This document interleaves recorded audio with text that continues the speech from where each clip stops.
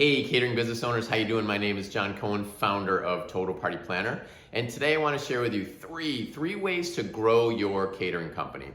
Now, as many of you may know, I grew up in catering with my parents, and then since then built Total Party Planner, and I have watched hundreds, if not thousands, of catering companies grow their businesses and their revenues 3x, 5x, sometimes 10x of where they started. So I want to share with you a few ideas of how they're able to do that. And as always, feel free to click the link below to receive more tips and advice on catering from TPP. So here we go, three ways to grow your catering company. Number one, and this one's important, I love this one. There's a saying, the riches are in the niches. Right? Find a sweet spot of what you're really good at your catering company, and then actually what you love to do too. So think about like two different catering companies. Each one of them says, we're the affordable catering company for everyone. You are gonna compete on price every time, I guarantee it. But what if you change that messaging and that imagery to, we're the catering company that focuses on responsibly sourced foods, organic, themed parties of more than 50 people that have exquisite palates that expect nothing more than 5-star service. Those images, affordable, or the other one, what are people going to be drawn to?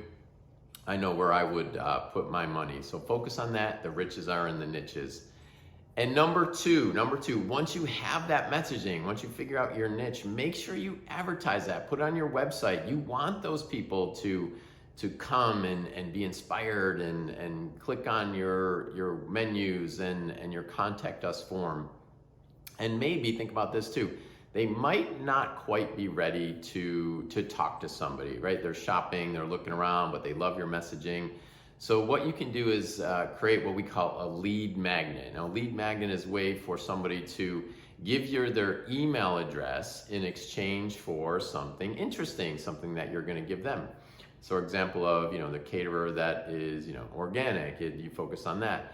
Maybe you leave them, hey, here's our top 5 ways to shop more affordable for organic foods and where to look.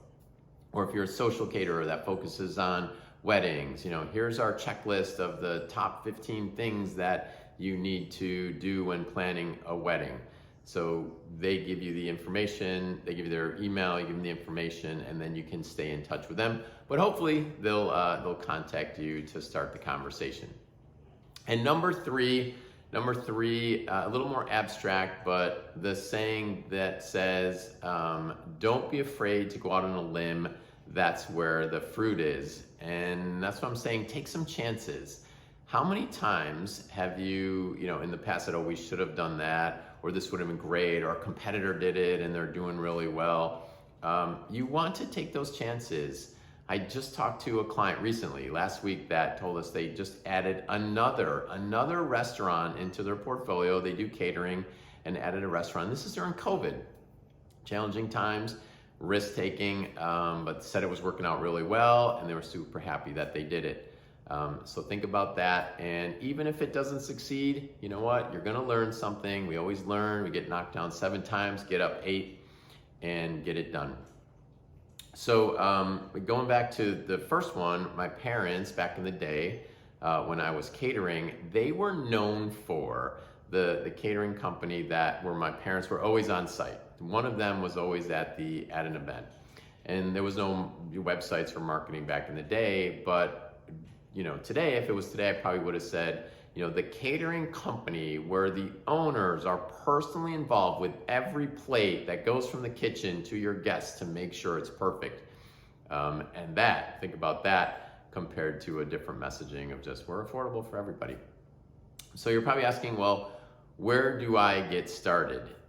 Think about, really focus on, what are you great at? What are you doing well right now? What's working? What's 80% of the company? Cut the other 20%. Focus on the 80% of what you're doing, what's well, and really drill down on that. You can look at other catering companies that inspire you, that you want to emulate, to be like. There's nothing wrong with following a path to somebody. But focus on the niche Bruce Lee was the guy who said, "I fear not the man who practices 1,000 kicks. I fear the man who practices one kick 1,000 times." Big difference there. So that should really put it all into perspective. Anyway, that's all for today.